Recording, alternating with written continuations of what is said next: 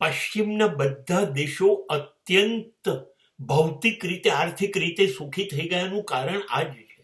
જો આઇન્સ્ટાઈન પણ ઈશ્વરને નહોતા માનતા, ન્યૂટન પણ નહોતા માનતા, અને અત્યારે પણ તમે જુઓ તો પશ્ચિમના દેશોમાં અમેરિકા બિલકુલ નથી માનતું. એ ચંદ્ર ઉપર પણ વારંવાર જઈ આવ્યું, રશિયા પણ જઈ આવ્યું, મંગળ ઉપર પણ જઈ આવ્યા, ચંદ્ર અને મંગળ ઉપર ઘર બનાવવાનું, રસ્તા બનાવવાનું શરૂ કરી દીધું આ લોકોએ. આ લોકો ટેકનોલોજીકલ નંબર 1 થઈ ગયા.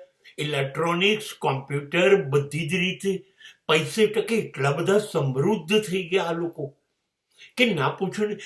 અમેરિકા અને યુરોપ ને પશ્ચિમના દેશોની જિંદગી બદલાઈ ગઈ, સાવ આર્થિક રીતે એટલા મજબૂત. કયું સુખ એવું છે આ લોકો પાસે નથી. પશ્ચિમનો ધુઆંધાર વિકાસ થયો, બિલકુલ આપણાથી સહન ન થાય એવો વિકાસ થયો છે. એનું કારણ કે એ લોકોએ એમની જાતને ઈશ્વર છે કે નહીં એ શોધવાનો પ્રયત્ન જ ન કર્યો. એ પાપ અને પુણ્યમાં પડતા જ નથી, એ ધર્મ અધર્મમાં પડતા જ નથી.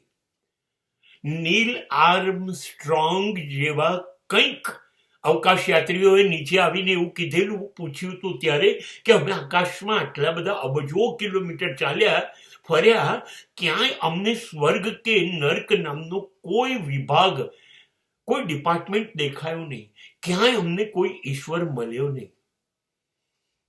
કૈલાસ શિખર પર 40 વખત, દર વર્ષે 1 વખત જનારી પ્રતિમા બેદી ભારતીય અભિનેત્રી, એણે એવું કહ્યું હતું, અને એ તો મૃત્યુ પણ કૈલાસ પર જ પામ્યા.